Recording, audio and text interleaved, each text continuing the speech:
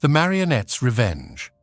Once upon a time, nestled in the heart of a bustling city, there resided a small local theatre known as the Grandiose Playhouse.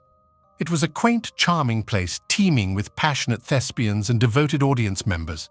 The most unique aspect of the playhouse was its puppet master, an elderly man named Edgar, who was renowned for his lifelike, mesmerizing marionettes.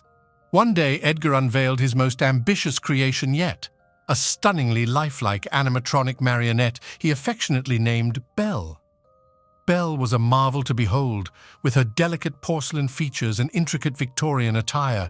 She was more than just a marionette. She was a testament to Edgar's exceptional craftsmanship and his undying love for the art of puppetry.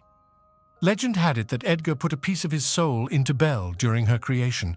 It was said in hushed whispers that he performed an obscure ritual so Belle could mimic human emotions flawlessly.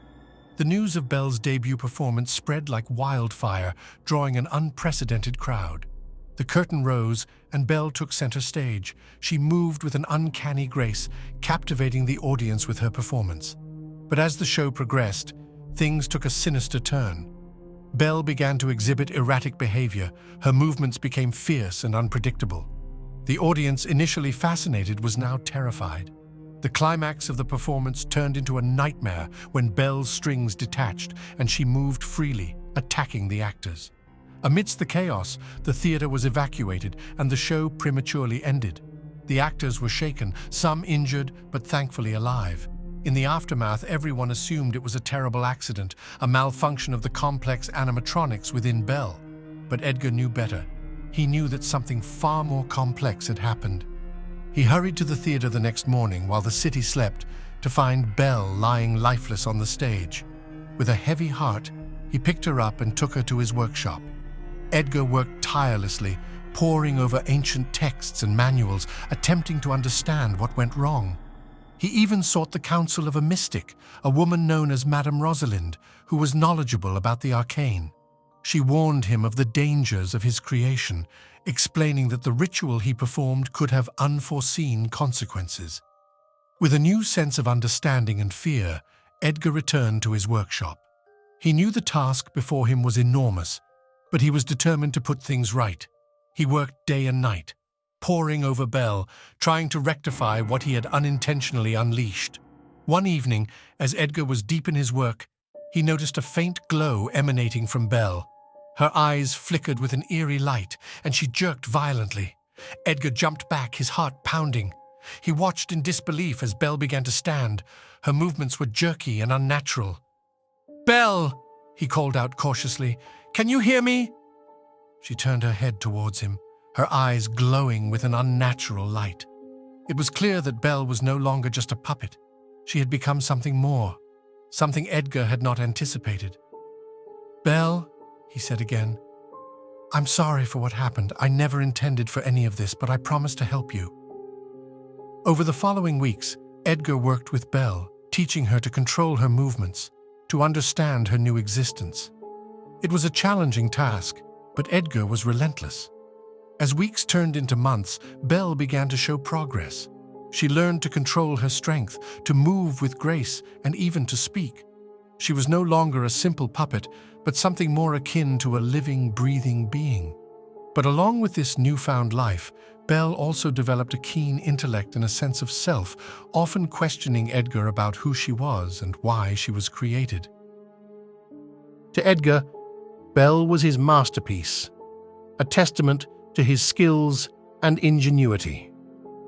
But to Belle, her existence was a mystery, a puzzle that she was determined to solve. She spent countless hours reading the books in Edgar's library, learning about the world and her place in it.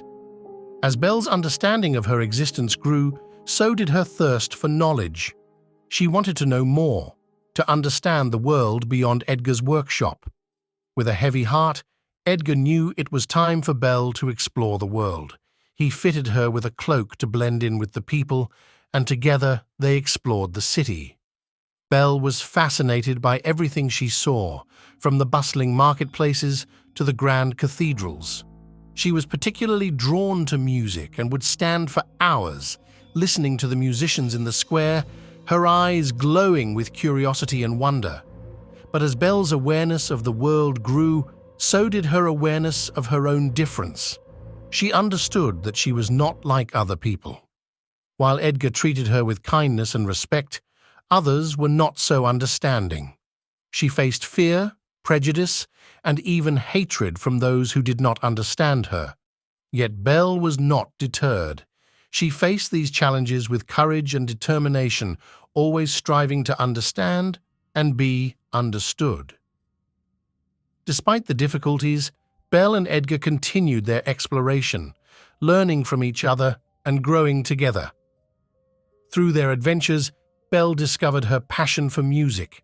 She was captivated by the way it could convey emotions and tell stories without words. Edgar, seeing her love for music, decided to build her a music box. He worked for weeks, crafting a tiny orchestra that would fit inside Belle's wooden frame. Once completed, Belle held within her the ability to play beautiful melodies that echoed through the streets and touched the hearts of those who heard. The music was enchanting, and soon people began to see past Belle's unusual exterior to the beautiful soul within. Her music brought joy to the city, and Belle began to be accepted by the people. They no longer saw her as an oddity, but as a cherished part of their community. Belle was overjoyed, and her music grew even more vibrant and touching. But as time passed, Edgar grew older.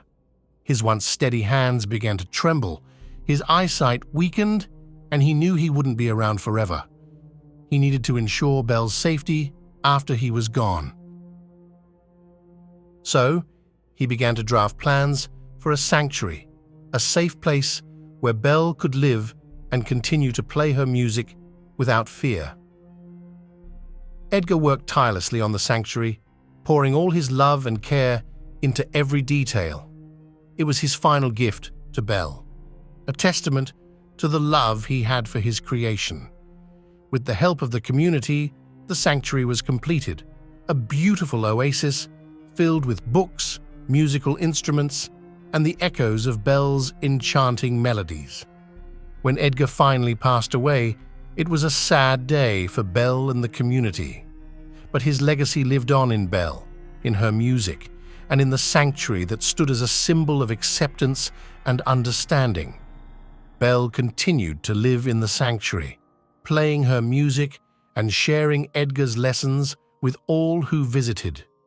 Through her journey, Belle's music touched the lives of many. People from far and wide came to listen to her melodies, finding solace and inspiration in her enchanting tunes. The sanctuary became a place of harmony and unity, where people of all backgrounds and walks of life could come together and appreciate the power of music. Belle's fame spread beyond the borders of her city, and she was invited to perform at prestigious concert halls and music festivals. Her unique talent and the story of her creation fascinated audiences, and she became a symbol of resilience, creativity, and the beauty that lies within. As the years went by, Belle's music continued to evolve, reflecting the changing times and her own personal growth. She experimented with different genres, collaborated with other musicians, and composed her own original pieces.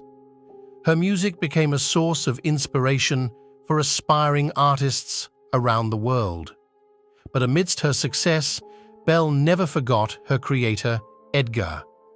She kept his memory alive through her music, dedicating each performance to him. She often visited his grave, sharing her triumphs and seeking guidance. Belle knew that, without Edgar's love and belief in her, she would not have been able to fulfill her true potential. In time, Belle's music transcended the boundaries of time and space.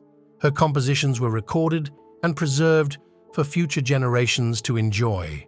Her story became a legend, inspiring countless artists to embrace their uniqueness and pursue their passions fearlessly.